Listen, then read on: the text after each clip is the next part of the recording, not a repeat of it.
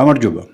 როგორც მე-16 საუკუნის მეცნიერი პარაცელსი ამბობდა, ის რასაც სიკვდილის გამოწვევა შეუძლია, მას განკურნების ძალად შესწევსო. 1985 წელია ბალხაშის ტბის სანაპიროზე სრულიად შემთხვევით მოხდი. ამ ძალიან უცნაური ტბიდან დაახლოებით 400-450 კილომეტრის მოშორებით ჩვენი ბიპლანი, ანუ თვითმფრინავი, რომლითაც ჩვენ ექსპედიციაში მივდიოდით ზაისანის მხარეს, ეს აღმოსავლეთ ყაზახეთია, ჩრდილო-აღმოსავლეთ ყაზახეთი, ჩამოვარდა. ტრივიალურად ჩამოვარდა, მიუხედავად იმისა, რომ ამ თვითმფრინავებს არ აქვთ ასეთი ჩვევა, ისინი პლანირებენ, მაგრამ ძალიან ძლიერი უცებ ამოვარდნილი გრიგალის გამო და ასეთი რამ თიხნარ უდაბნოებში ხშირად ხდება ხოლმე, ვერ გაუძლო ჩვენმა თვითმფრინავმა და პილოტის სასახელოდ უნდა ითქვას, რომ მართალია ჩვენ ჩამოვარდით, მაგრამ არც ისე მძიმედ, რომ დავშავებულიყავით. როდესაც თვითმფრინავიდან გამოვედით, თვითმფრინავში ვიყავით 4 ყაზახი პილოტი, 6 მამალი ცხვარი, ირლანდიური ჯიშის, რომლებიც ამ მეცხვარეებს მიყავდათ თავიანთ ფარაში სიცხლის გამოსაკეთებლად და 2-იც ბედკრული საქართველოს შვილი. ვიაჩესლავ ჩხიკვაძე, ჩემი მეგობარი და თქვენი მონამორჩილი. როდესაც თვითმფრინავიდან გამოძვერით, აღმოჩნდით სრულიად ბრტყელ ტრიალ მინდორზე, მაგრამ ამას მინდორს ვერ დაარქმევ, ეს იყო თიხის სქელი ფერით დაფარული უდაბნო. უდაბნო, რომელშიც იყო დაახლოებით 40 გრადუსი ტემპერატურა ჩრდილში, ხოლო მზეზე არ მკითხოთ რამდენი იყო და ისე გავარვარდა თვითმფრინავი, რომ მასში შესვლა და თავის შეფარება არ შეიძლებოდა და უბრალოდ ფრთების ქვეშ ვიჯექით, მთელი ეს ხალხი გადარჩენილი. არ გვაქვს არც წყალი, არც საჭმელი და ვართ გაურკვეველ ადგილას. მაშინ GPS-ები და ასეთი ხელსაწყოები არ არსებობდა, ისე ვიმეორებ, ეს არის 1985 წელი, ანუ ზუსტად 41 წლის წინ. საბედნიეროდ პილოტმა აღმოაჩინა, რომ მისი საგანგაშო რადიოსადგური მუშაობს, რადიოგადამცემი, მან გადასცა ჩვენი კოორდინატები და ასევე გადასცა, რომ ჩვენ ცუდ დღეში ვართ. პასუხი იქედან არ მოსულა, მაგრამ მეორე დილით, ძალიან სერიოზულ პანიკაში გავატარეთ მთელი ღამე და მეორე დილით მოფრინდა ვერტმფრენი. ვერტმფრენმა დაახლოებით 3 საათის განმავლობაში გვატარა და ჩაგვიყვანა რაღაც საშინელ აეროპორტში და ამ აეროპორტში საშინელი აღმოჩნდა ის ქალაქი, რომელშიც ჩვენ როგორც შემდეგ აღმოჩნდა 4 დღე უნდა გაგვეტარებინა. ამ ქალაქს ქვია ბალხაში და იგი, როგორც გვეკითხარით, ძალიან უცნაური და საკმაოდ დიდი ზომის ტბის ნაპირას მდებარეობს. ბალხაში სტალინის რეპრესიების დროს აშენდა, იგი იყო სადამჟელო ბანაკის სისტემის ერთ-ერთი ნაწილი და პატიმრებისთვის განკუთვნილი ბარაკებით იყო გავსებული, ანუ ეს ქალაქი იყო ფაქტიურად იმ პატიმრების შთამომავლების საცხოვრებელი, რომლებიც აქ დარჩნენ. დარჩნენ იმიტომ, რომ ამ ადგილებიდან დაახლოებით 100 კილომეტრში არის კონირატის სპილენძის ძალიან მდიდარი საბადო, მოგეხსენებათ, ყაზახეთი ძალიან მდიდარი არის სასარგებლო წიაღისეულით და ამ კონირატის საბადოდან ეზიდებიან ბალხაშში მადანს გასამდიდრებლად და აქ უზარმაზარი ქარხანაა, რომელშიც ეს ხალხი იყო დასაქმებული და ფაქტიურად ეს იყო ძალიან დიდი ზესტაფონი, ანუ თავისი ამ გამონაბოლქვით, სხვადასხვა ფერადი გამონაბოლქვით, რომელიც რა თქმა უნდა წამლავდა ადგილობრივებს.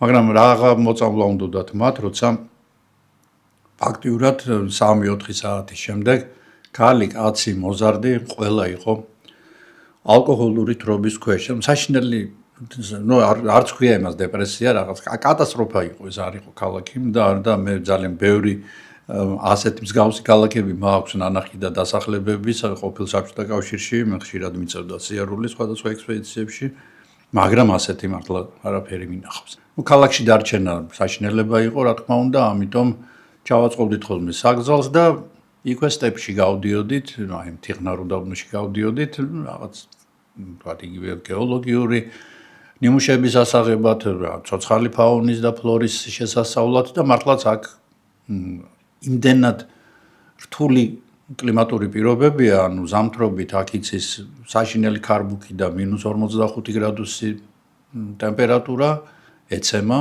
აქამდე და ზაფხულობით კი +45-მდე ცხელდება ჰაერი და პარალელურად იცის ქვიშის და ტვრის გრიგალები. ანუ იქ რომ იცხოვროს ამ ცოცხალმა არსებამ ადამიანის გარდა, ადამიანი ყველაფერს ეგუება, ძალიან სპეციფიური თვისებები უნდა კონდეს გამომუშავებული. რაღაცა მასალები ავაგროვეთ ცოცხალი ნიმუშების, გეოლოგიური ნიმუშების და ერთ-ერთი ცოცხალი ნიმუში, რომელიც მე ავაგროვე და ძალიან მომეწონა, ეს იყო წითელი ფერის შავი ლაქებით დაფარული ხოჭოები, რომლებიც ზოგჯერ ყვითელი ფერისაც იყვნენ და სანამ აი საკოლექციო ყუთში მოვათავსებდი, მუჭში მეჭირა ეს ხოჭოები, ისე მივიტანე ამ ყუთამდე, ჩავსვი და დავიხედე ხელზე ლაქები მაქვს ყვითელი. აი დაახლოებით ისეთი როგორიც ჭიამაიას თუ დაიჭერთ, ნახავთ რომ ისიც ტოვებს წვრილ-წვრილ ასეთ ყვითელ ლაქებს. თუ დასუნავთ სპეციფიური სუნი აქვს, არც თუ ისე სასიამოვნო და ეს არის ამ ცხოველებისთვის, ამ მწერებისთვის თავდაცვის საშუალება. ისინი თავიანთ ჰემოლიმფას, ანუ სისხლს, რომელიც გემოზე მთლადგემრიელი არ არის, ძლიერი წნევით ფეხების სახსრებიდან უშვებენ და ამით იცავენ თავს. ამ ხოჭომაც ჩავთვალე რომ პირველად ვნახე ეს ხოჭო და ჩავთვალე რომ ანალოგიური რამ ასეთ ლაქები დატოვა, იქ სპირტი მქონდა იმით მოვიწმინდა ეს ადგილი, მაგრამ რას უკაცრავად მეორე დილით მეღვიძება წვა მაქვს ამ ადგილების, ანუ ლაქები იყო დატოვებული, მაქვს ქავილი და გაწითლებულია ის. საღამოსკენ უკვე სიცხე მომიწია და ეს ადგილები დაწყლულდა, ანუ პატარ-პატარა ბუშტუკები გაიკეთა, როგორც დამწრობის ასიცის ხოლმე, რომელიც სითხით გაივსო. კიდევ კარგი რომ მეორე დღეს უკვე თვითმფრინავი გამოჩნდა, რომელმაც წაგვიყვანა ალმა-ატაში, 2 გადაჯდომით მართალია, მაგრამ მაინც და აქ მე პირდაპირ მივედი ექიმთან და ექიმმა როდესაც გამომკითხა, მითხრა, კარგად ახარ გადარჩენილი, შენო ალაგულეკის მსხვერპლი გახდიო, კინაღამო. ალაგულეკი ითარგმნება ყაზახურიდან როგორც ალაჰის რისხვა. და ეს პატარა ხოჭო, რომელიც დაახლოებით ესეთი ზომის არის, ალბათ სანტიმეტრი ნახევარი, მაქსიმუმ 2 სანტიმეტრი. აი ამ ხოჭოს ეძახიან ალაგულეკს. რატომ? იმიტომ რომ საკმარისია იგი პირუტყმა შეჭამოს ბალახთან ერთად, გადაეყლაპოს, რომ 2-3 საათის შემდეგ იგი ძლიერი ტკივილებით ჯერ იტანჯება და თუ არ გამოურეცხეს მას კუჭი და არ მისცეს სამალი, უბრალოდ კვდება. ახლა გადავინაცვლოთ 1985 წლიდან და გაგანია საბჭოთა კავშირიდან მე-15 საუკუნის იტალიაში. ლუკრეცია ბორჯია. ამ გოგონას მამა ჰყავს საკმაოდ წარმატებული, იგი არის რომის პაპი ალექსანდრე მე-6, ხოლო ძმა არის ლეგენდარული ჩეზარე ბორჯია. ბორჯიები ესპანური წარმოშობის დიდგვაროვნები არიან, რომლებმაც სახელი მოიხვეჭეს იტალიაში. ჩეზარე ცდილობს, რომ მისი გვარის ქვეშ გააერთიანოს იტალია. ამისთვის იგი აწყობს სხვადასხვა ექსპედიციებს და დაპყრობით ომებს აწარმოებს ქალაქ სახელმწიფოებთან. მამაშვილი ორივე ერთად ყოველგვარ ღონეს ხმარობენ, რომ რაღაცნაირად მაქსიმალური სიმდიდრე დააგროვონ და ძალაუფლება მოიპოვონ. რა შვება ლუკრეცია? კანტარელა, ასეთი ძალიან ლამაზი, ჟღერადი იტალიური სახელი ქვია ფხვნილს, რომელსაც იგი ამზადებს. კანტარელას იგი ამზადებს კანტარიდინისგან, ანუ იმ შხამისგან, რომელმაც მე ხელზე წყლულები გამიჩინა და დარიშხანისგან. აი ეს ჯოჯოხეთუნი ნარევი არის ბორჯიების წარმატების ერთ-ერთი წინაპირობა. იმიტომ რომ ბორჯიები დიქტატურასთან ერთად, როგორც გითხარით, გამდიდრებასაც ცდილობენ და ამისათვის პაპი რას აკეთებს?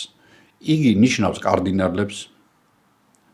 შემდეგ კარდინალებს აძლევს საშუალებას, რომ უზომოდ გამდიდრდნენ და როდესაც ისინი რაღაც ზღვარს მიაღწევენ, მათ ლუკრეცია საჭმელში ან სასმელში უყრის თავის აი ამ ჯოჯოხეთურ ფხვნილს და 2-3 დღის შემდეგ ციებ ცხელებით თითქოს რაღაცა აი გრიპის ან ქოლერის მსგავსი სიმპტომებით კარდინალი კვდება. ხოლო მისი ქონება ეკლესიური კანონების მიხედვით გადაეცემა ეკლესიას, ანუ ვის? ალექსანდრე მე-6-ს. რამე სხვა არ გაგონებთ.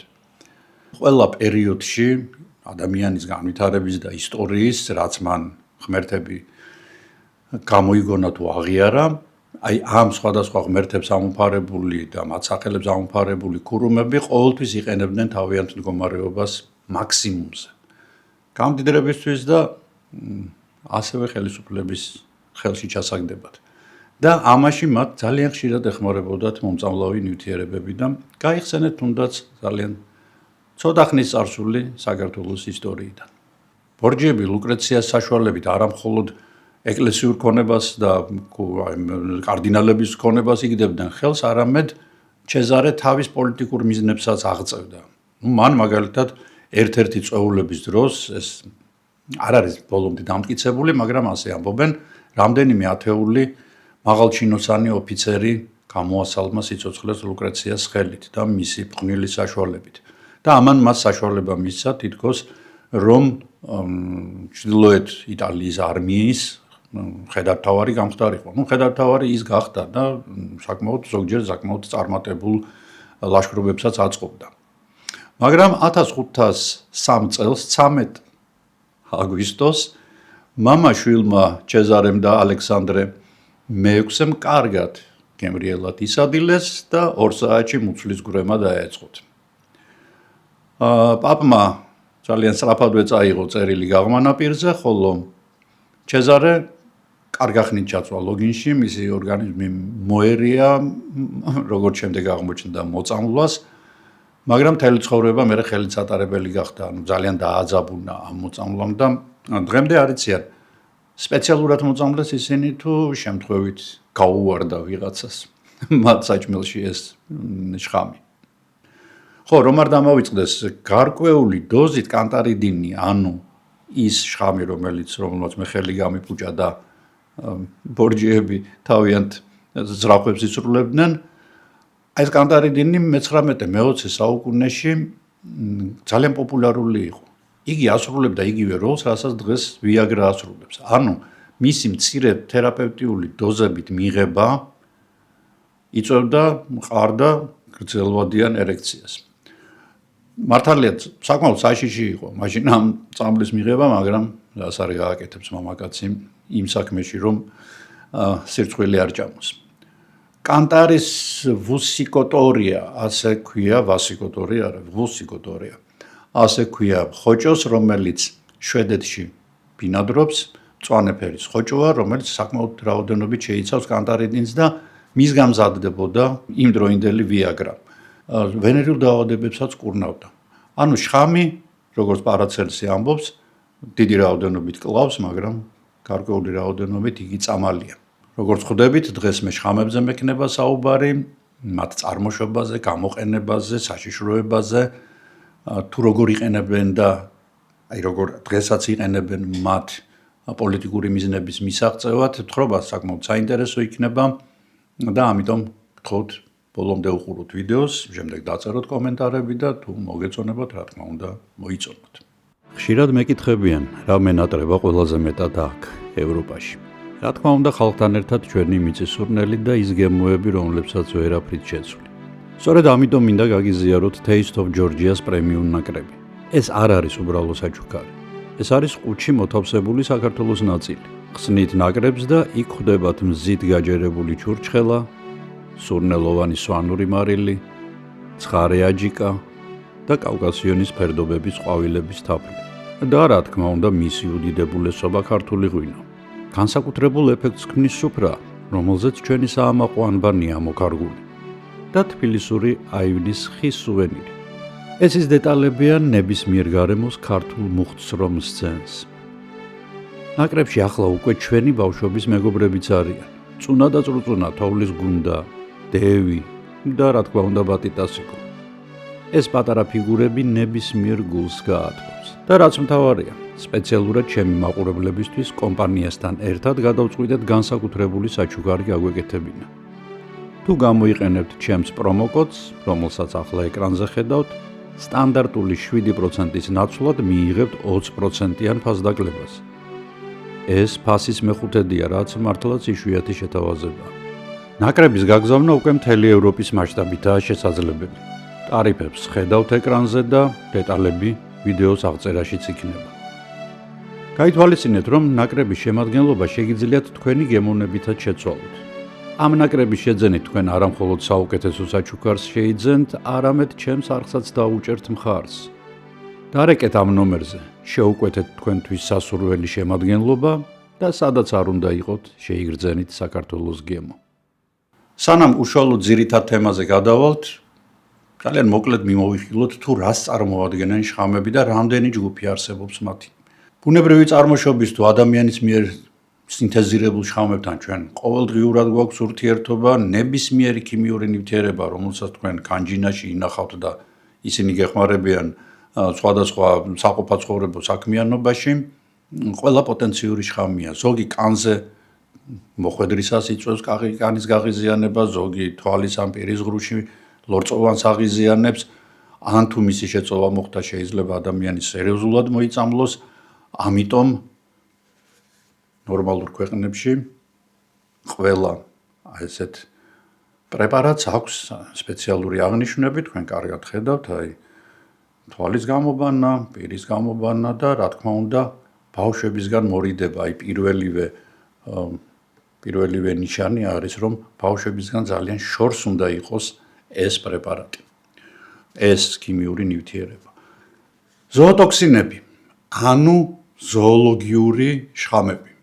როგორც თვითონ სიტყვით ხვდებით, ეს არის ცოცხალი ორგანიზმების ან ცხოველების მიერ, ამ შემთხვევაში გამომუშავებული შხამები.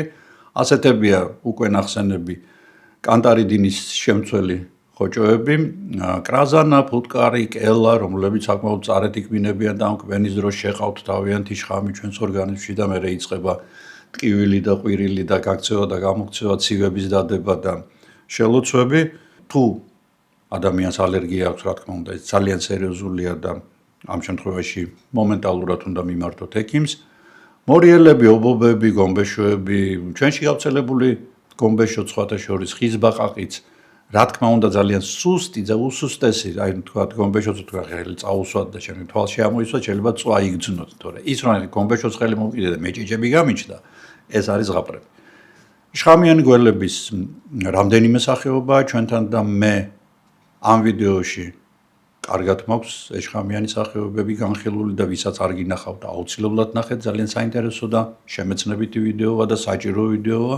ასევე ჩვენს შავ ზღვაში გვხვდება მედუზები, ალბათ ყველა შეხები ხართ მათ და ყველას გიგძვნიათ თუ როგორ ისუსხებიან ისინი, საკმაოდ ძლიერი შხამის შემცველი არის ავსტრალიაში გავრცელებული მედუზები, რომლებიც ოდნავ რო გაგეკარონ, ტკივილის შოკმა შეიძლება მოკლას ადამიანი თუ დამბლამ არ მოკლა.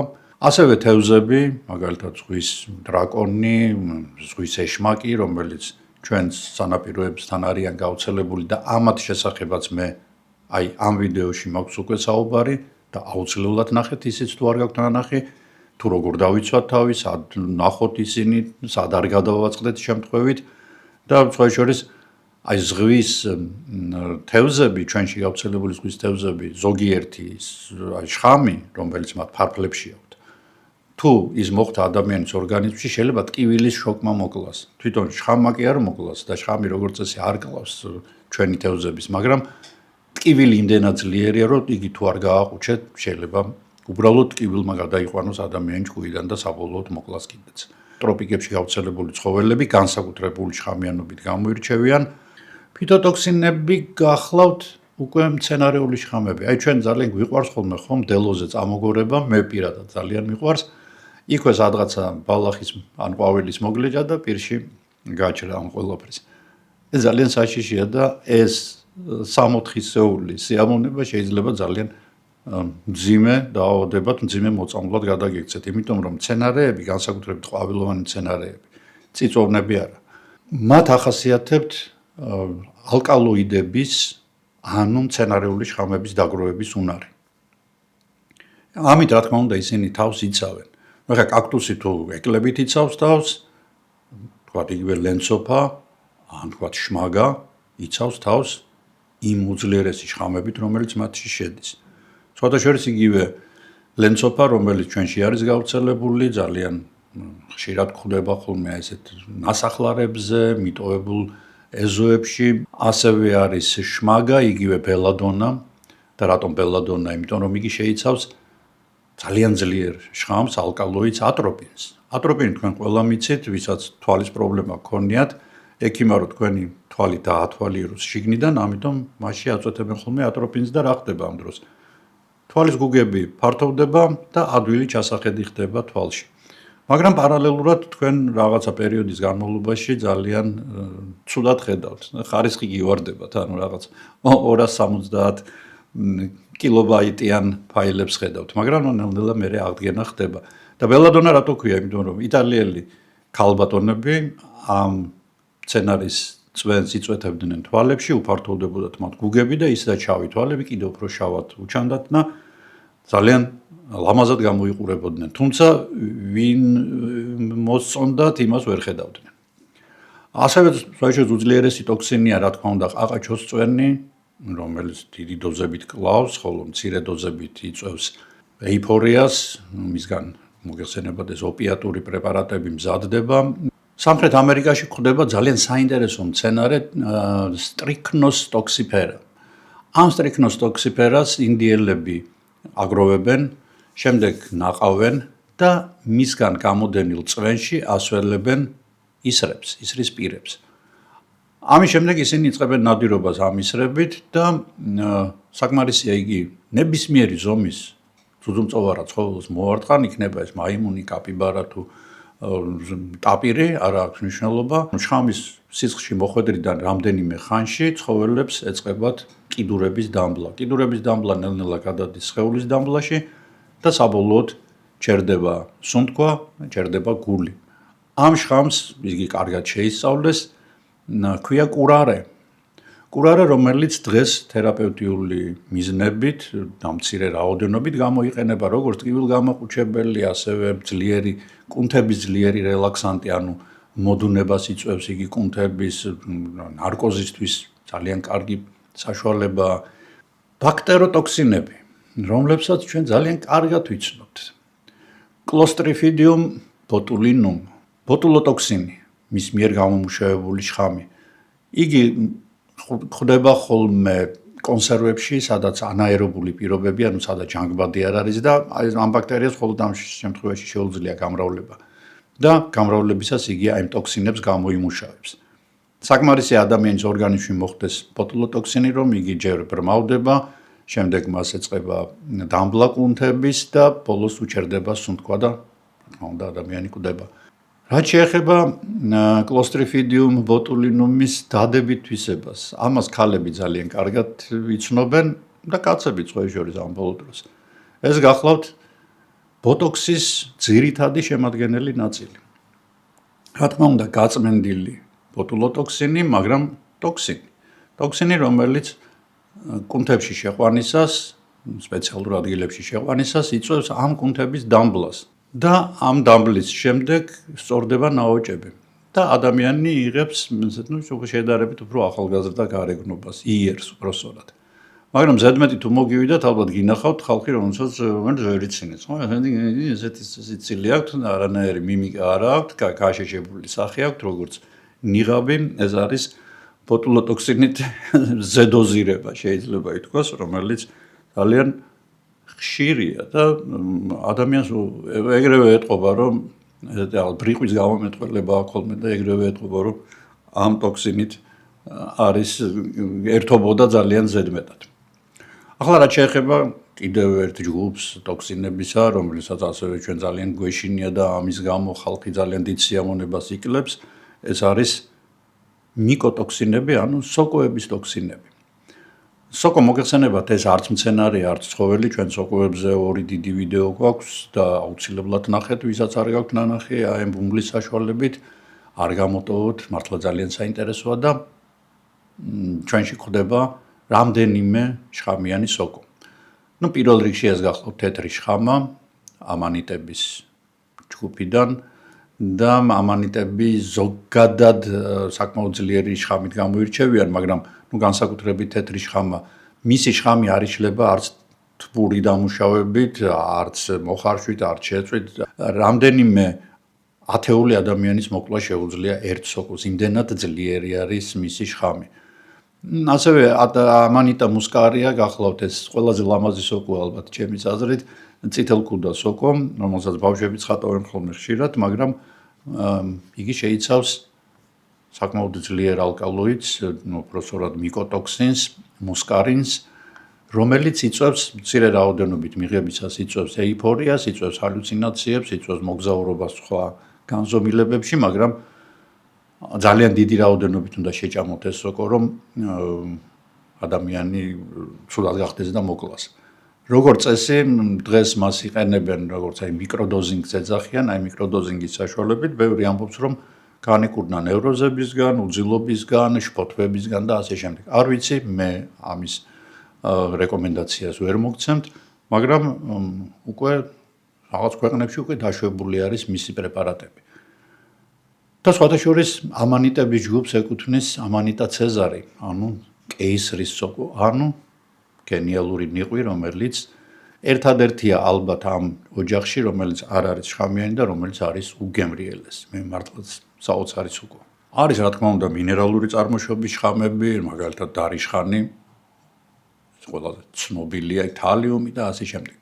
თვითონ შხამები კვლავ იყოფა რამდენიმე ჯგუფად. ეს არის პირველ რიგში ნეიროტოქსინები, ანუ ნერვულ პარალიტური შხამები, როგორც თვითონ სახელი მიუნიშნებს, ისინი იწვევენ ნერვული დაბოლოებების დამბლას, უпростоრად უკვე ნერვულ უჯრედებს არ შეუძლიათ იმპულსების გადაცემა. აქედან გამომდინარე ირღვევა ფაქტობრივად ჩვენ ხო ნერვული იმპულსებით მოქმედებთ. აი ახლა მე რო საუბრობ, ხელებს რო ვამოძრავებ, ენას ვამოძრავებ, ტვინი მიმოძრავებს და თვალები ეს ყველაფერი რა თქმა უნდა არის შეთანხმებული მოძრაობა ნეირონებისა, რომელსაც თავის ტვინი მართავს. მაგრამ ნეიროტოქსინით მოწამვლის შემთხვევაში იწყება უკვე შეუქცევადი პროცესები, როდესაც ნერვული უჯრედები ვეღარ გადასცემენ სიგნალებს. იწყება დამბლა კუნთების, იწყება გაჩერება სუნთქვის, იწყება გულის გაჩერება და ძალიან ბევრი რამ რაც ადამიანის და ზოგადად ცოცხალი ორგანიზმის სიკვდილს იწვევს. მეორე ჯგუფი და ასეთი შხამები აქვს სხვადასხვა გველების ნაწილს, რომლებიც ჩვენთან საბედნიეროდ არ გვხვდებიან, იმიტომ რომ სწორედ ნეიროტოქსინების მქონე გველები არიან ყველაზე შხამიანები, ყველაზე მომაკვდინებლები, ასე ითვლება.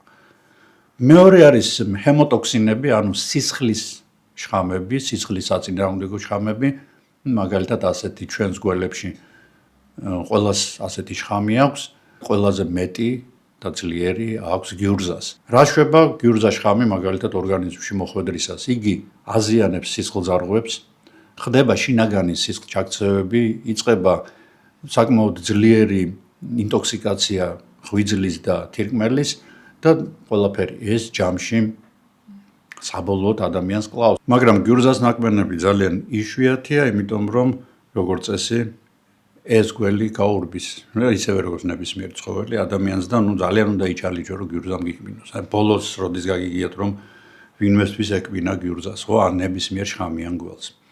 არის ასევე პატარა ჯგუფი, მცირე ჯგუფი ტოქსინებისა, ეს არის ნეფრო და ჰეპატოტოქსინები, ანუ თირკმელზე და ღვიძლზე რომ ურტყამენ პირდაპირ და ასეთი ტოქსინები სხვადასხვა აქვთ სოკოებს. აი სწორედ თეთრი შხამა, რომელზეც მე უკვე გითხარით, ასეთი ტოქსინით გამოირჩევა და ამიტომ არის იგი ძალიან ვერაგი.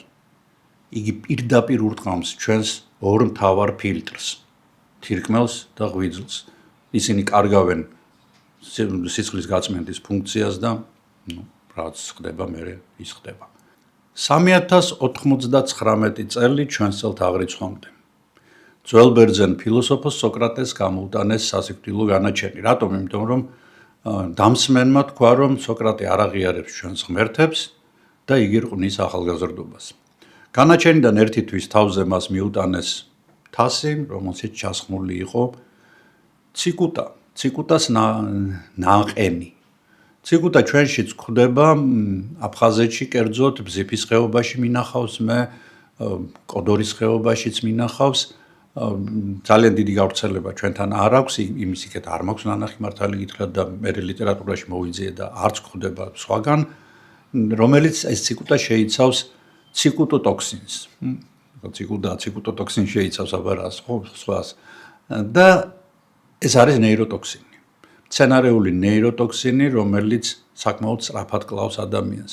სანამ შხამიან ფიალას დაალევდა სოკრატემ უთხრა თავის მოსწავლეებს არ დაგავიწყდეთ ასკლეპიოსისთვის გვაქვს შეკვეთილი შესაწირად მამალი და აუცილებლად შესწირეთო.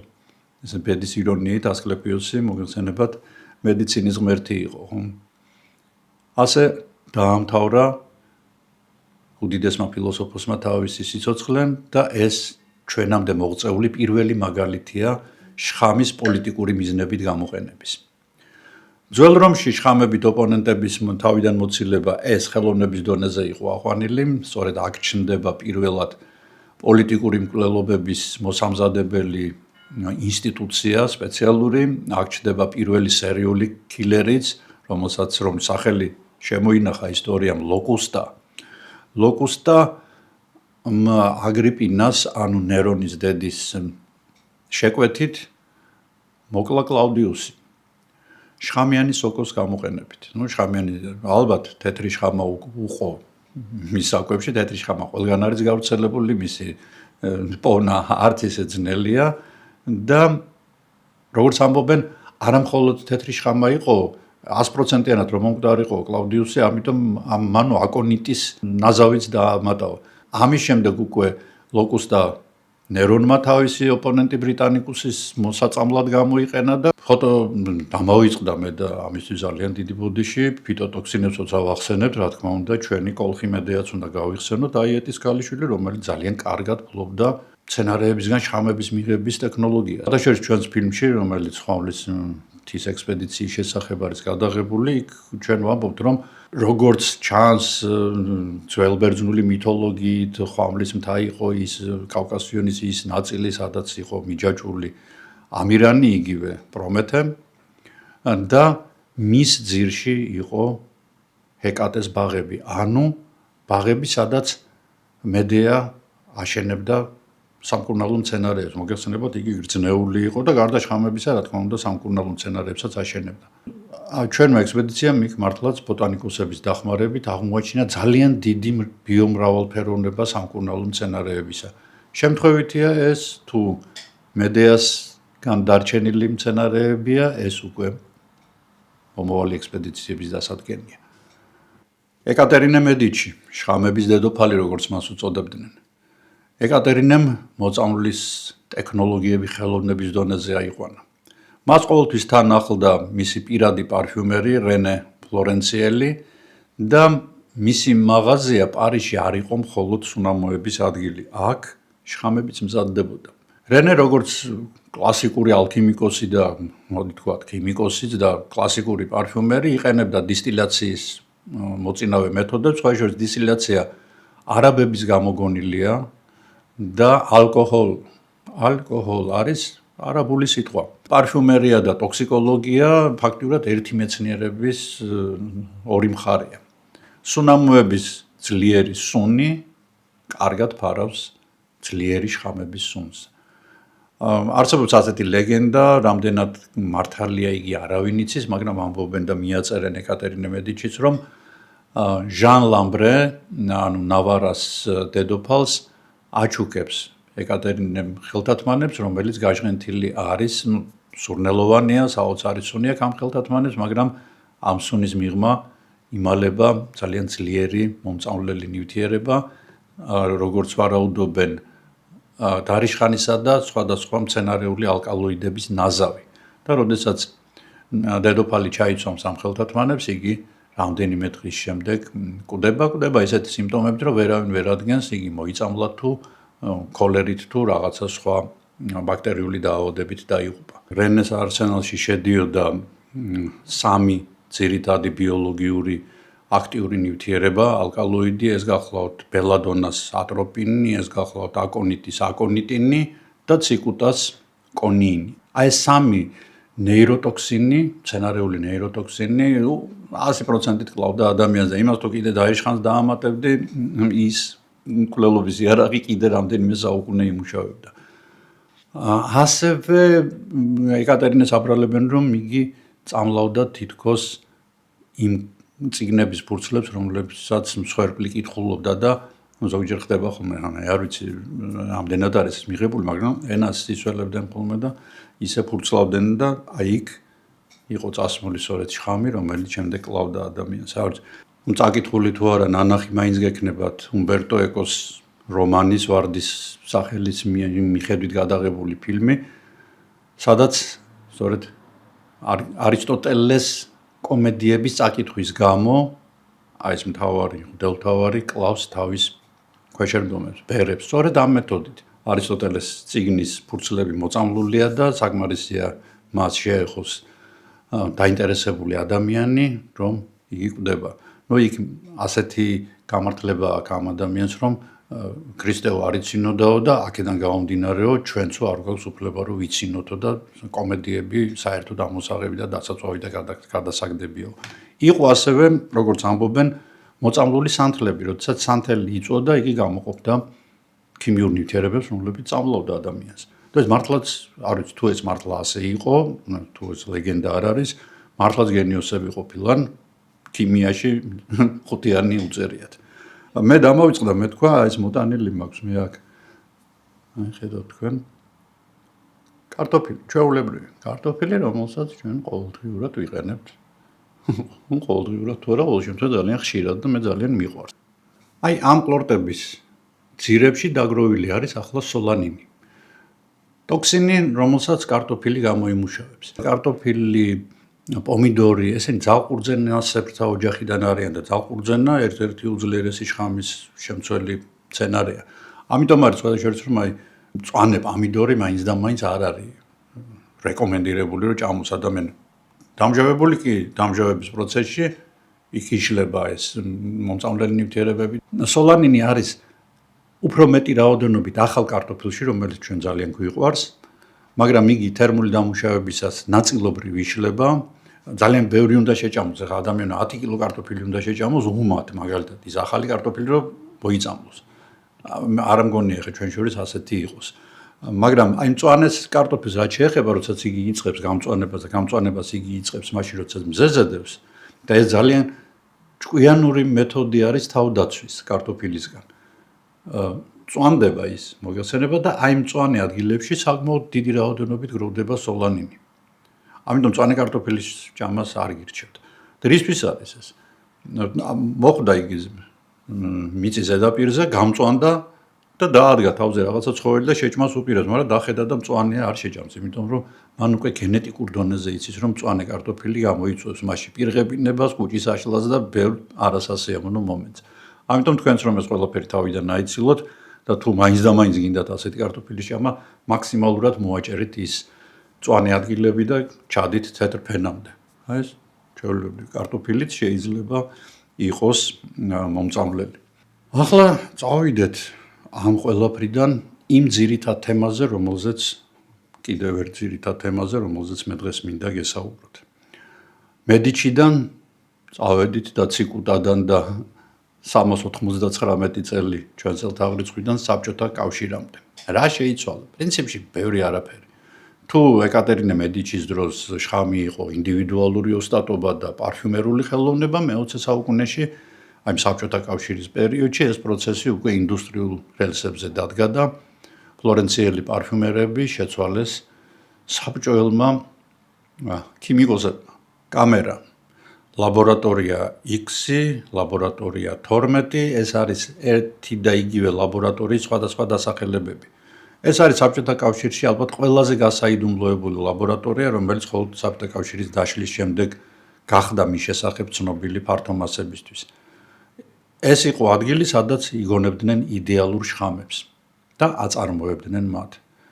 სპეციალური ტოქსიკური ასეთი ლაბორატორიის, ტოქსიკოლოგიური ლაბორატორიის შექმნა აი რამდენად დახვეწილი, ნაძირლური და კაციჭამიური ბუნება ჰქონდათ კომუნისტებს, რომ მათი სახელმწიფოს შექმნიდან მესამე წელს ლენინმა უკვე სპეციალური დეკრეტი გამოსცა, რომლის მიხედვითაც უნდა შექმნილიყო შხამების საწარმო, მოდით ასე დავარქვათ, სადაც შეიქმნებოდა ახალი შხამები, რომლებსაც გამოიყენებდნენ პროლეტარიატის და რევოლუციის მტრების საწინააღმდეგოდ.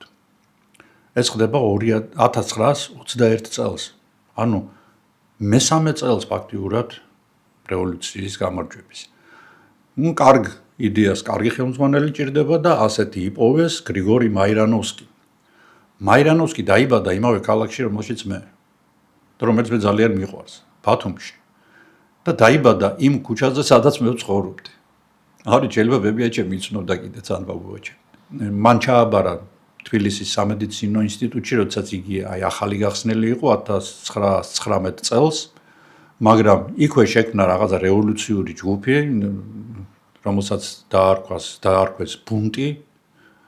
ბუნტ ნიშნავს იდიშზე, ანუ გაფუჭებულ გერმანულზე, ანუ ებრაულ ენაზე, ფერადს, რატომ არ ვიცი. შეიძლება ბუნდი იყო, ბუნდი უკვე ჯგუფს ნიშნავს. ხო, ან ბუნდი მოკლედ. არ გაეჩერებოდა მენშევიკურ საქართველოში, იქიდან წავიდა ბაქოში, ბაქოდან წავიდა პეტერბურგში. აქ დაამთავრა მან უკვე სამედიცინო, ტოქსიკოლოგიური გახლით სხვათა შორის და გახდა დოქტორი, მედიცინის დოქტორი და ასევე დოქტორი სიკვდილი. დოქტორ სმერცი, ასე ეძახდნენ მას. ის მართლაც კარგი მეცნიერი გამოდგა, რომელიც ფანატიკურად იყო თავის საქმეზე შეყვარებული და ამავე დროს აბსოლუტურად მოკლებული იყო როგორც ნებისმიერი იმდროინდელი ხელმძღვანელი მორალურ მოხრუჭებს და ადამიანურ ემპათიას. მისთვის თავარი იყო მეცნიერება და ამ მეცნიერებაში წარმატების მიღწევა. არა დაგიდებდა ადამიანურ გრძნობებს.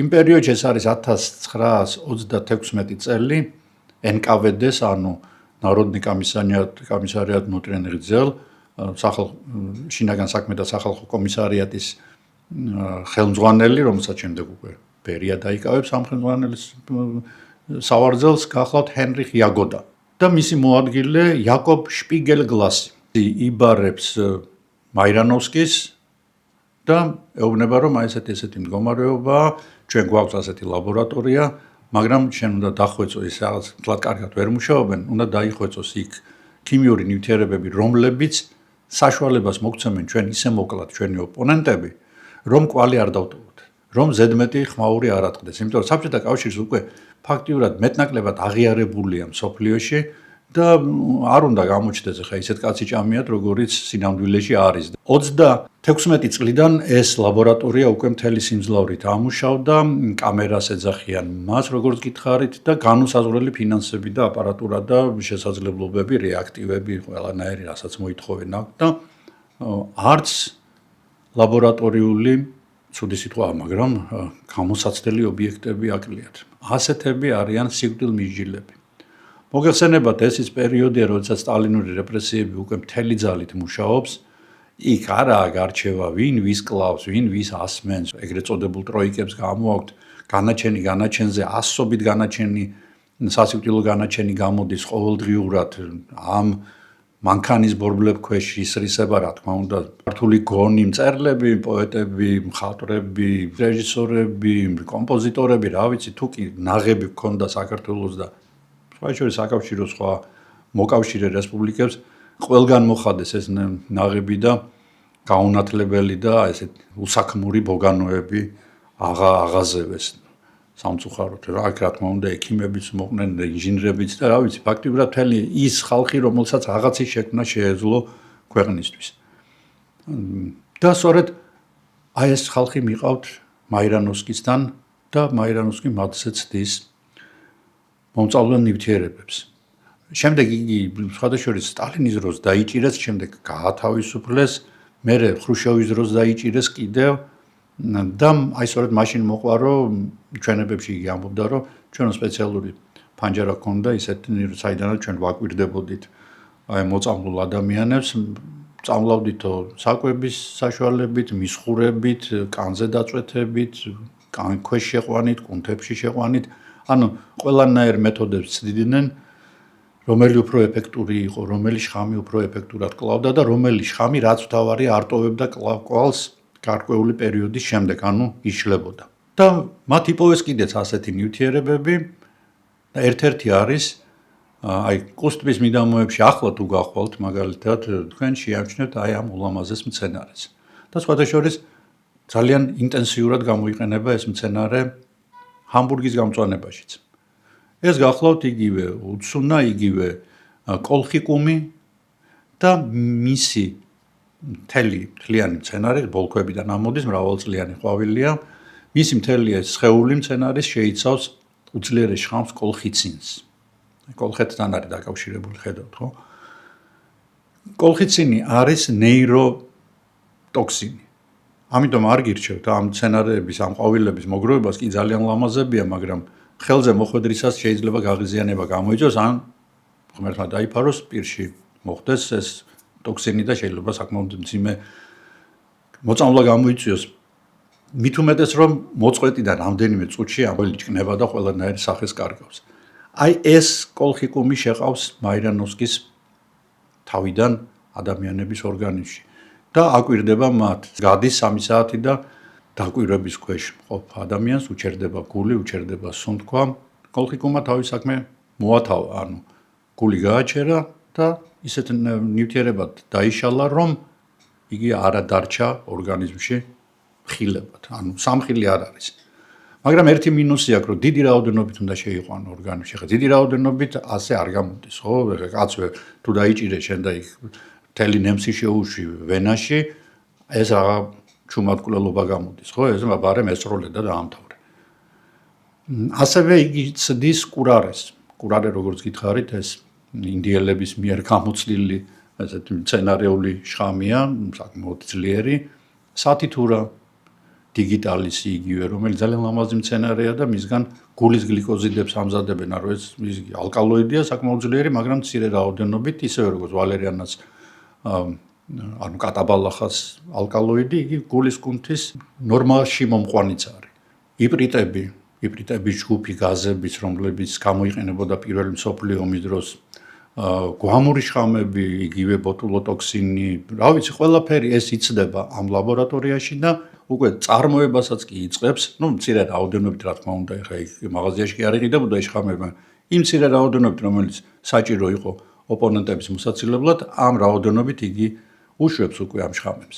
გენერალი კუტეპოვი, ალექსანდრე კუტეპოვი გახდა ძალიან ქარიზმატული ტიპი, იგი იყო თეთრი არმიის გენერალი, შემდეგ იგი გაიქცა რევოლუციის მერე პარიზში და თეთრი მოძრაობის, ანუ ემიგრანტული ოპოზიციური მოძრაობის ლიდერი იყო. პირველი მსხვერპლი, სწორედ კუტეპოვი აღმოჩნდა, მაგრამ კუტეპოვის გამოტაცება უნდათ, ანუ პარიზში იგი მანქანაში შეაგდეს და სახეზე ააფარეს მაირანოვსკის მიერ გაკეთებული ნაზავი მორფინისა და ქლოროფორმისა, მაგრამ მოხუცი კაცი იყო უკვე და ვერ გაუძლო და მოკვდა. მკვდარი კუტეპოვი არავის არ ჭირდებოდა, ამიტომ იქვე პარიზის ქუჩებში დააგდეს და ფაქტიურად ოპერაცია ჩავარდა და როგორც გატაცება ჩავარდა, მაგრამ მიღწეულ იქნა მიზანი, რომ ესე თვალსაჩინო წარმომადგენელი ოპოზიციისა მოკლეს. აბრამ სლუცკი ეს გახლდათ ძალიან ძლიერი ჯაშუში და NKVD-ს თანამშრომელი იყო, იგი პოლკოვნიკი იყო, ფლობდა რამდენიმე ენას და რაღაც მომენტში NKVD-ს კერძოდ ბერიას პირადი მტერი გახდა, რატომღაც, აი ზუსტად არ ვიცი, იგი მიიპატიჟეს მეგობრულ ჩაიზე NKVD-ს შენობაში და ჩაიში ჩაუყარეს კალიუმის ციანიდი გახსოვთ, ხო? საბჭოთა ლიდერების მთავარ სამიზნეს 50-იან წლებში წარმოადგენენ ძალიან აქტიური უკრაინელი ნაციონალისტები, უпроსორად პატრიოტები, ნაციონალისტები კარგი გაგებით, რომლებიც დასავლეთში მოღვაწეობენ. მათი ლიკვიდაციისთვის მაირანოვსკი სპეციალურად გამოცდნის ბოგდან სტაშინსკის, არის ასეთი NKVD-ს ოფიცერი, რომელსაც ასწავლის, როგორ უნდა მოიხმაროს აეროზოლში ჩასხმული და გაზავებული ციანიდი. სპეციალური პისტოლეტის საშუალებით, გაზის პისტოლეტის საშუალებით, დაახლოებით 1.5-2 მეტრის დაშორებიდან გამოითქორწნება ეს გაზი და იმ მომენტში უნდა მიასხურო, როდესაც ადამიანი ჩაისუნთქავს. იგი იწვევს ძალიან სწრაფად გულის გაჩერებას და ეს უნდა მოახერხოს სტაშინსკიმ რამენაირად. რეპეტიციას ატარებენ ვინმე ლევ რებეტზე, ეს გახლავთ ასევე უკრაინელი პატრიოტი, უკრაინული ემიგრაციული მოძრაობის ერთ-ერთი ლიდერი, ოპერაცია იდეალურად ჩაივლის და იგი ბერლინში კლავენ მას და გერმანელი ექიმები ვერ მიხვდებიან. ამ თავდასხმის კვალი არ რჩება, ვერ პოულობენ ვერანაირ საეჭვოს და ეს უკვე სტიმულს აძლევს მაირანოვსკის და საბჭოთა მთავრობას, რომ უკვე ძირითადი ოპონენტი მოიცილონ მათ. ეს გახლავთ უკრაინის წინააღმდეგობის გმირი ბანდერა, სტეპან ბანდერა, რომლის ლიკვიდაცია აუცილებელია. სწორედ სტეპან ბანდერას ეკუთვნის სიტყვები მოვა დრო, როდესაც მილიონები ერთად იტყვიან სლავა უკრაინი, ხოლო მეორე მილიონები მას პასუხს გასცემენ გეროям სლავა. ბანდერას შემთხვევაში სტაშინსკიმ გამოიყენა უკვე ორლულიანი მოდიფიკაცია, იგი სადარბაზოში ხვდება სტეპანს და როდესაც დაინახავს ამ ადამიანს, მიხვდება რაშიც არის საქმე, მაგრამ სტაშინსკი მოასწრებს და მას ორივე ლულიდან ესვრის ამ აეროზოლს. მომენტალურად კვდება ბანდერა, იგი სახით ეცემა კიბეებზე და იმტრებს სახეს. სწორედ ეს დააეჭვებს ექიმებს, შემდეგ ისინი კარგად შეისწავლიან მის შინაგან ორგანოებს ძალიან სკრუპულოზურად და უკვე დაადგენენ, რომ იგი მოკლული არის და არა თავისით მოკვდა. აბუსალათინი ყველას გაქვთ ნანახი, ძაღლმავთ ლამაზი მცენარეა, ძალიან უცნაური, მას ხშირად იყენებენ ხოლმე ქალაქების გამწვანებაში, სააგარაკი ნაკვეთებზეც ხშირად ხვდება ხოლმე. მისი სახელი არის რიცინუს კომუნის. ასე ქვია ამ მცენარეს ლათინურად. მისი თესლი დიდი რაოდენობით შეიცავს ზეთს, აბუსალათინის ზეთი მოგეხსენებათ, ეს არის როგორც პარფიუმერიაში გამოსაყენებელი, ასევე ძირითადად ტექნიკური გამოყენება აქვს მას. საბჭოთა კავშირიდან აბუსალათინის ზეთის გამოხდის შემდეგ ნარჩენ, კოპტონს, ანუ იმ ჩენჩოებს, დაპრესილ ჩენჩოებს ახალი ფუნქცია მოუძებნეს. მისგან გამოყვეს ალბათ ერთ-ერთი ყველაზე ძლიერი შხამი, რომელიც კი დედამიწაზე არსებობს, რიცინი. რით არის კარგი რიცინი. როდესაც იგი სისხლში ხვდება, ადამიანი მხოლოდ ერთი დღის შემდეგ გრძნობს, რომ რაღაც კარგად ვერ არის და უკვე დღენახევრის შემდეგ იგი იღუპება ფილტვების ინფარქტით. ეს ჩვეულებრივია, ბუნებრივი სიკვდილით ჩანს, მით უმეტეს რომ გაკვეთის შემდეგ არაფერი ეთყობა ადამიანს, რომ მასში რაღაც შხამი იყო. 1978 წელი, 7 სექტემბერი, ლონდონი, ვატერლოოს ხიდი, პიკის საათი. ბულგარელი დისიდენტი მწერალი გეორგ მარკოვი სახლისკენ მიიჩქარის და უეცრად იგი ბარძაყის მარჯვენა კუნთში იგრძნობს, რომ რაღაცა შეერჯო. ისეთი არაფერი, მოიხედავს, იგი დაინახავს, რომ ვიღაც მამაკაცმა ჩაუვარა მას, ქოლ გაეჭირა ხელში, თვალებით შეხვდნენ ისინი ერთმანეთს, ამას შემდეგ მოყვება მარკოვი. მეორე დღეს დილას იგი იგრძნობს, რომ ფეხიც ტკივა და სიცხემაც აუწია და ცოტა რაღაცა კრუნჩხების მსგავსი მოვლენები აქვს. იგი რეკავს, რა თქმა უნდა, სასწრაფოში, გადაყავთ საავადმყოფოში და 7-8 საათის შემდეგ იგი ფილტვების თითქოს ინფარქტით კვდება. სრულიად შემთხვევით აეხდება ფარდა საიდუმლოს. ერთ-ერთი პათანატომი ახალგაზრდა ბიჭი, სხვათა შორის პრაქტიკანტი, შეამჩნევს, რომ მარკოვს ბარძაღთან პატარა წითელი წერტილი აქვს. იმდენად პატარა ეს წერტილი, რომ სხვებმა არ შეამჩნიეს და არც მიაქციეს ყურადღება, მხოლოდ ამ ბიჭმა და გასინჯეს ის ადგილი და აღმოაჩინეს 2 მმ სიგრძის კაფსულა. კაფსულა, რომელშიც იყო რიცინის ნარჩენები, ჩარჩენილი. ასე დადგინდა, რომ მარკოვი მოკლეს. მოაკვლევინა, რა თქმა უნდა, ბულგარეთის კომუნისტურმა პარტიამ და ამისთვის გამოიყენა საბჭოელი მომწამლელების და კილერების დიდი გამოცდილება. გუშინ 2 წელი გავიდა რუსი ოპოზიციონერის ალექსეი ნავალნის მკვლელობიდან. დღეს უკვე ჩვენ ზუსტად შეგვიძლია ვთქვათ, რომ ეს იყო მკვლელობა. მაგრამ მანამდე ერთ ისტორიას მოგიყვებით. ციურიხის ზოოპარკში, ერთ-ერთ პატარა ჩაბნელებულ ტერარიუმში, ულამაზეცად შეფერილი პატარა ზომის ბაყაყები დავინახე. რა თქმა უნდა, როგორც ზოოლოგმა მე ვიცოდი, ეს ბაყაყები უბრალოდ ესე ცოცხლად არ მყავდა ნანახი და ძალიან გამიხარდა. გამიხარდა, იმიტომ რომ ეს ბაყაყები ძალიან უცნაურები არიან. მათთვის დამახასიათებელი არის ძალიან მკვეთრი შეფერილობა და რამდენიმე სახეობა არსებობს მათი. და ეს მკვეთრი შეფერილობა როგორც წესი ცხოველებში მიუთითებს იმაზე, რომ ცხოველი საშიშია, მაგრამ რა საშიში უნდა იყოს? ბაყაყი, რომელიც აიმხელა ზომისაა. ძალიან საშიში, ძალიან საშიში. იგი არის შხამიანი და თავისი შეფერილობით აფრთხილებს მტაცებელს, მართალია პატარა ვარ, მაგრამ სჯობს არ მომეკარო, ინანებ. ასეთ შეფერილობას ეწოდება გამაფრთხილებელი შეფერილობა, იგივე აპოსემატიზმი. აპოსემატიზმი მტაცებლებისთვისაც სასარგებლოა, იმიტომ რომ ისინი არ წაატანენ პირს, თქვათ ისეთ საკვებს, რომელიც არ იჭმევა და რომელიც მომაკვდინებელია. ზანას ამ ფუტკარს არასდროს წაავლებთ ხელს, არც კელას, იგი მკვეთრად არის შეფერილი, იცით რომ გიგმენთ. აი მე მანდ მივქარი ზუსტად იმ ყაზახეთში, როდესაც მკვეთრად შეფერილ ხოჭოს მოვკიდე ხელი. უნდა მეგძნო რომ რაღაცა იყო მასში დამალული ისეთი, რომელიც არასასიამოვნო უნდა იქნებოდა. თუმცა ხდება ცხოველები, რომლებიც აბსოლუტურად უვნებლები არიან და აქვთ გამოფრთხილებელი შეფერილობა, ეს უბრალოდ მიმიკრია. აფერისტები არიან ჩვეულებრივი.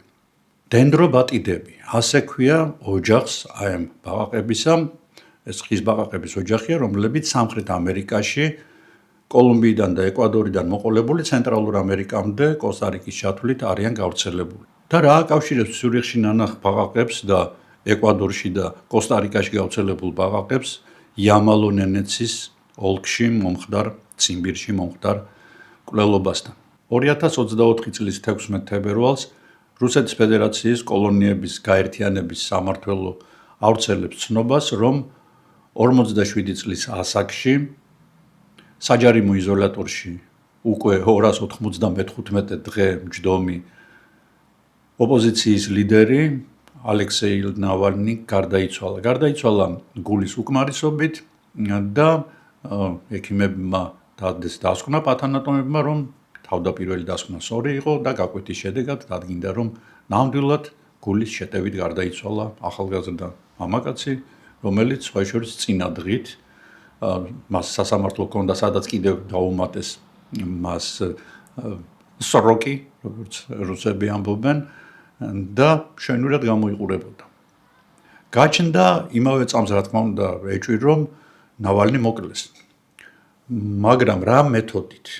2020 წელს სხვათა შორის ნავალნი თვითმფრინავით მოფრინავდა ციმბირიდან მოსკოვში, როდესაც ცუდად გახდა, ჯერ იგრძნო მუცლის ტკივილი, შემდეგ მან გონება დაკარგა, ჩავარდა კომაში და სხვა შორის პილოტებმა ძალიან ივაშკაცეს ომსკში დასვეს თვითმფრინავი. თვითმფრინავს დახვდა სასწრაფო დახმარების მანქანა და სასწრაფო დახმარების ბრიგადამ პირველი რაც გააკეთა საოცრება. უცებ დაადგინეს, რომ მოწამლულია და გაუკეთეს ატროპინი.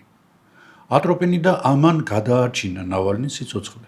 შემდეგ როდესაც მისი ტრანსპორტირება უკვე შესაძლებელი გახდა, იგი გადაიყვანეს შარიტეს კლინიკაში ბერლინში და განსხვავებით რუსი ექიმებისგან, რომლებიც რა თქმა უნდა უარყოფდნენ ნავალნის მოწამვლას,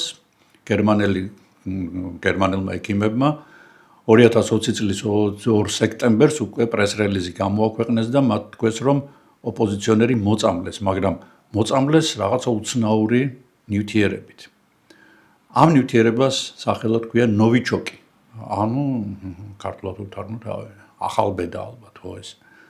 ნოვიჩოკი გახლავთ ორგანოფოსფორული წარმოშობის რთული ნეიროპარალიტიკური ნივთიერება. იგი შეიქმნა საბჭოთა კავშირში, რა თქმა უნდა, 1970-იან წლებში და მიჩნეული არის ადამიანის მიერ შექმნილ ყველაზე მომაკვდინებელ ნივთიერებად. საბჭოთა კავშირის სპეცსამსახურების დაკვეთა იყო ეს და რა იყო მათი მთავარი ჩანაფიქრი, ესე იგი ქიმიური იარაღის აღმოჩენის ნატოს სტანდარტული მოწყობილობებისთვის ის უნდა ყოფილიყო უჩინარი.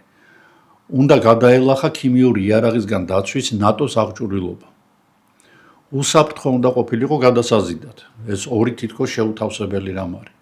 გვერდი აიარა ქიმიური იარაღის შესახებ კონვენციაში ჩამოთვლილი ქიმიური ნივთიერებების და მათი ფიზიკური ფორმების კონტროლირებად პრეკურსორებს და კლასებს.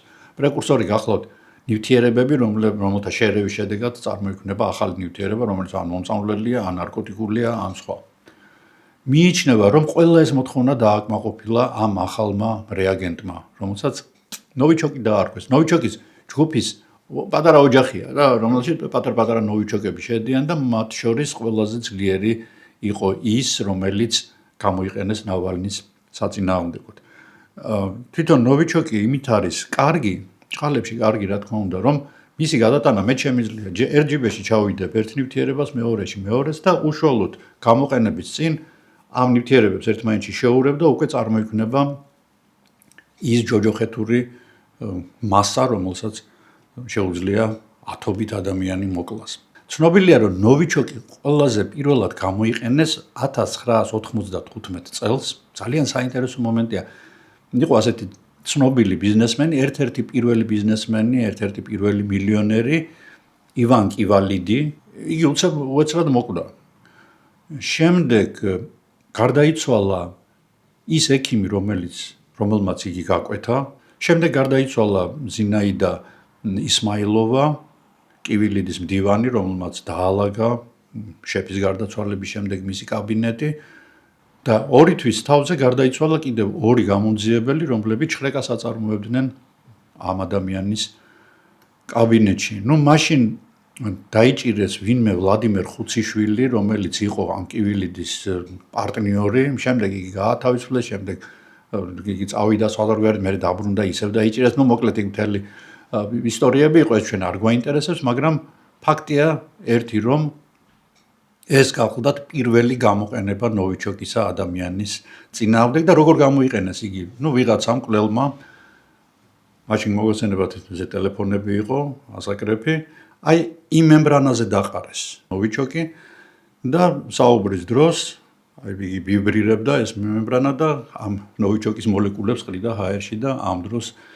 მოიწამლა სწორედ ეს კივილიდი. ძალიან საინტერესო მეთოდი არის მკვლელობის. 2018 წლის 12 მარტს დიდი ბრიტანეთის მთავრობის დონეზე და პრემიერ-მინისტრის დონეზე აქვეყნებს განცხადებას, რომელშიც ნათქვამია, რომ GRUS, ანუ Главное разведывательное управление, დაზვერვის მთავარი სამმართველოს ყოფილი ოფიცრის სერგეი სკრიპალის და მისი შვილის იულია სკრიპალის მოწამვლის შესახებ. და რომ ამ მოწამვლაში გამოყენებული არის სწორედ ნოვიჩოკი და ეს შემთხვევა მოხდა ინგლისის ქალაქ სოლსბერიში. მამაშვილი იპოვეს უგონო მდგომარეობაში ქალაქის პარკში და ისინი გადაარჩინეს. ძალიან მძიმესი კვალი დატოვა მათზე ამ პრეპარატმა, მაგრამ გადაარჩინეს. სამაგეროდ სრულიად უდანაშაულო ბრიტანელი ქალბატონი გარდაიცვალა, რომელიც იმავე სკამზე დაჯდა, სადაც ეს მამაშვილი იყო. ამის შემდეგ, რა თქმა უნდა, იქაურობას იზოლირება გაუკეთეს, მთლიანად აიღეს ნიადაგი, რა ვიცი, ყველაფერი გამოწმინდეს იქაურობა. ბრიტანეთის მთავრობამ მაშინ 13 მარტის შუადღემდე მისცა რუსეთს საშუალება, რომ მათ ეღიარებინათ, რომ მათ მოწამლეს და ეთქვათ თუ რა ნივთიერებებით არის მოწამლული ეს ხალხი. რუსეთმა, რა თქმა უნდა, თავი გაიშტერა, ჩვენ არაფერ შუაში არ ვართო და ამას მოყვა არამხოლოდ ბრიტანეთიდან, ძალიან ბევრი ქვეყნიდან, მათ შორის ევროკავშირის ქვეყნებიდან, ამერიკიდან, კანადიდან რუსი დიპლომატების გაძევება.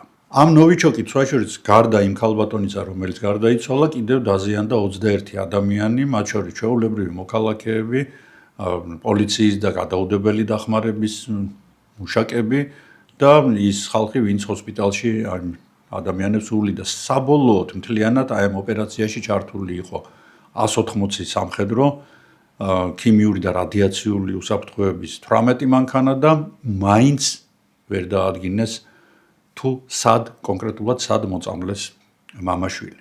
თუმცა რა თქმა უნდა, ეს ბაშიროვი და პეტროვი, რომელიც უშუალო შემსრულებლები იყვნენ ამ მკვლელობის, ისინი ფიქსირებული არიან დაკვირვების კამერებით და შემდეგ მათ აი ავადსახსენებელ სიმონიანს მიცეს ინტერვიუ. გახსოვთ, ჩვენ რადიოტოქსინებიც ვახსენეთ.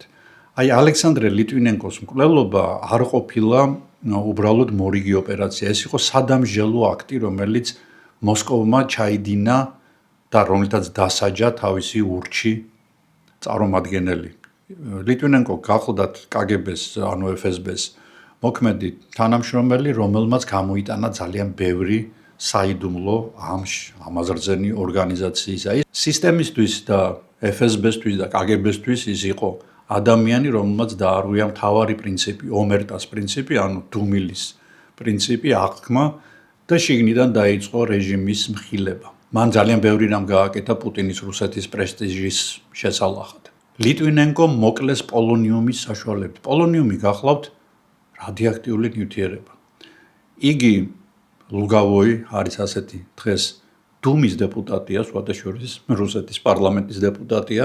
აი ამ ლუგავოიმ პოლონიუმ 210, მისი იზოტოპი, გადაიტანა სპეციალური კონტეინერით, ჩაუცხა ჩაიში ლიტვინენკოს. პოლონიუმის დამახასიათებელი თვისება არის ის, რომ ორგანიზმში მოხვედრისას იგი იწყებს დნმ-ის დონეზე უჯრედების დაშლას. რამდენიმე კვირის განმავლობაში ლიტვინენკო კვდებოდა საშინელი ტანჯვით. იგი ადამიანს აღარ გავდა ბოლოს, მთლიანად გასვიდათ, მაგ გაყვითლდა და საბოლოოდ აი საშინელი ტანჯვით გარდაიცვალა. შიგნიდან გამოიწვა თითქოს. რა თქმა უნდა, ბრიტანეთმა მოითხოვა ლუგავოის გადაცემა, მაგრამ იმის მაგივრად რომ მიმატვის გადაეცათ პირიქით დააწინაურეს და უკვე წლებია იგი დუმის ერთ-ერთი კომისიის თავმჯდომარეა. აი ამ პატარა ბაყაყების მიერ გამოყოფილ შხამს, მათ კანზე არსებულ შხამს. და ამიტომ დავიწყე სწორედ ეს თემა ციურიხის ზოოპარკით.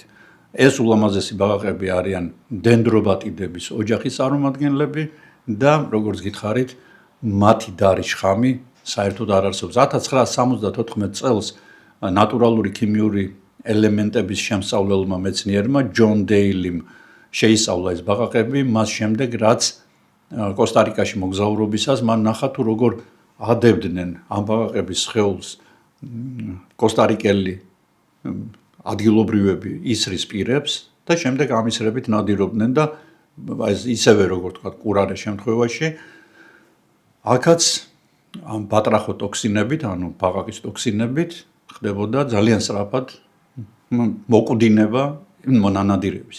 Ну, როგორც ყველა ძლიერი შხამი, უნდათ გამოეყენებინათ როგორც პრეპარატი, სამკურნალო პრეპარატი, მაგრამ იმდენად მინიმალური რაოდენობა იყო მომწამლელი ამ ნივთიერებისა, რომ თავი დაანებეს. მაგრამ არ დაანებეს თავი რუსებმა. 1992 წელს მათ მოახდინეს ამ შხამის სინთეზირება და რატო სინთეზირება, ეხლა თქვა, ყოლოდათ ეს ბაყაყები. აი საქმეც მაგაშია, რომ ძალიან საინტერესო მომენტი აქვს. ბაყაყი, რომელსაც თქვენ დაიჭერთ ბუნებაში და არის კატასტროფულად მომწამლელი, წამოიყვანთ სახლში და გამოკვებავთ მას ჩვეულებრივი ჭიაყელებით, რიჭინობელებით, პატარა კუტკალიებით. 2-3 კვირის შემდეგ ხდება აბსოლუტურად უვნებელი. აღმოჩნდა რა, რომ ეს ბაყაყები ბუნებაში იკვებებიან მწერებით, რომლებიც შეიცავენ შხამებს, რომლებიც უკვე ბაყაყის ორგანიზმში მათგან ხდება სინთეზი, მწერი შხამი უკვე ბაყაყის მიერ შექმნილი, სინთეზირებული, მის ლაბორატორიაში, მის სხეულის ლაბორატორიაში წარმოქმნილი შხამი უკვე 1 მიკროგრამი კი არა, ნანოგრამი კლავს ადამიანს. არ ვიცი რა ხდება, რა ქარხანა აქვს, ასეთი რა ლაბორატორია აქვს, ისე ვიმეორებ ბაყაყებს ორგანიზმში, მაგრამ ფაქტია, რომ აი ასეთი საინტერესო რამ ხდება. Ну, ერთი კი დაადგინეს, რომ აი ეს ტოქსინი არის ძალიან ძლიერი ტკივილგამაყუჩებელი და ის 120-ჯერ უფრო ძლიერია, ვიდრე ყველაზე ძლიერი ტკივილგამაყუჩებელი მორფინი. მაგრამ ისე ვიმეორებ, მისი გამოყენება ვერ შეძლეს. სამაგიეროდ შეძლეს რუსებმა. აი ჩვენ გამოვიარეთ საკმაოდ გრძელი გზა სოკრატედან ბორჯიების გავლით პუტინის რუსეთამდე, სტეპან ბანდერადან ნავალნიმდე და ნახეთ თუ როგორ იქცა საბჭოთა იმპერიის პირობებში მკვლელობა ინდუსტრიულ პროცესად. ლაბორატორია X-ი არ იყო მხოლოდ რაღაც შენობა მოსკოვის ცენტრში, ეს იყო მორალური კატასტროფა, ეს იყო ბიოლოგია, სადაც სიცოცხლის შემსწავლელი მეცნიერება გადაიქცა სიკვდილის ტექნოლოგიად. როგორც ნახეთ, ისტორია საბჭოთა კავშირის დაშლით არ დასრულებულა, პუტინის რუსეთმა ეს აზარელი ესტაფეტა ძალიან კარგად გადაიბარა და სრულყოფილებამდე მიიყვანა და თუ სტალინის დროს ჩუმად კლავდნენ რეჟიმის მოწინააღმდეგეებს, დღეს უკვე მათ დემონსტრატიულად კლავენ. და კრემლისგან ეს რა თქმა უნდა პოლიტიკური მესიჯებია, რომ ხმა არ ამოიღოთ, თორე ყველგან მოგწოდებით, სადაც ხართ. ალექსეი ნავალნი როგორი დამოკიდებულებაც არ უნდა გქონდეს და ძალიან წინააღმდეგობრივი ადამიანი იყო ზოგადად, მოგეხსენებათ, ეხლა არ არის მის პოლიტიკურ მწამსზე და სხვა თვისებებზე საუბარი, ეს იგი იყო ძალიან დიდი გამოწვევა პუტინის რეჟიმისთვის.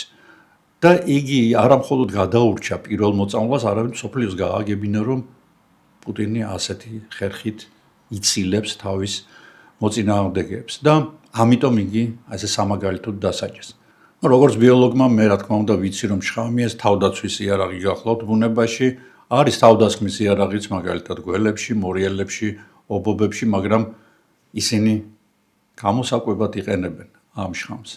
მაგრამ როდესაც სახელმწიფო იყენებს მეცნიერებას თავისი მოწინააღმდეგეების მოსაკლავად, ეს უკვე აღარ არის თავდაცვა, ეს არის კლასიკური ტერორი. ეს არის სისტემა, რომელიც სიცოცხლის ნაცვლად სიკვდილს აკულტივირებს. ჩვენი ვალია ვიცოდეთ ეს ისტორიები, ვიცოდეთ, რომ შხამის საწინააღმდეგო საუკეთესო ანტიდოტი გახლავთ სიმართლე და მეხსიერება. ჩვენ უნდა გვახსოვდეს ყველა ის დანაშაული, რაც კაცობრიობის წინაშე ჩაიდინეს არა მხოლოდ საბჭოთა კავშირმა და რუსებმა, არამედ ზოგადად ადამიანებმა. მე საჭიროდ ჩავთვალე, რომ ეს ისტორია გწოდნოდათ. გწოდნოდათ, იმიტომ რომ ჩვენ კვლავ იმ სისტემაში ვართ. ჩვენ ჯერ კიდევ იმ ქვეყნის ზეგავლენის ქვეშ ვართ, სადანაც ძალიან ხშირად სიკვდილი მოდის. სიკვდილი და განადგურება. და ეს ძალიან კარგად იწვნია თავის თავზე ქართველმა ერმა. საუკუნეების განმავლობაში უკვე. მხოლოდ ასე შეგვიძლია ჩვენ წერტილი დაუსვათ იმ სიკვდილის ლაბორატორიას, რომელიც უკვე საუკუნეზე მეტია მუშაობს და რომელსაც ჩვენ გონია რომ დავაღწიეთ თავი. მე ამით მინდა დღეს დავამთავრო ჩვენი საკმაოდ გრძელი ვიდეო სახალისო არ გამოვიდა, მაგრამ ჩემი აზრით ძალიან საინტერესო იყო. ვინც უყურა ბოლომდე დიდი მადლობა, ვინც ყურების დროს გამოიწერა არხი, ორმაგად დიდი მადლობა და სამაგად დიდი მადლობა ადამიანებს, რომლებიც ფინანსურად ეხმარებიან ჩემს არხს, რათა მე სტიმული მქონდეს ახალი ვიდეოების კეთების. მე მინდა 7 წყნარი თბილი კვირა გისურვოთ, მე მალე დაგიბრუნდებით. ნახვამდის.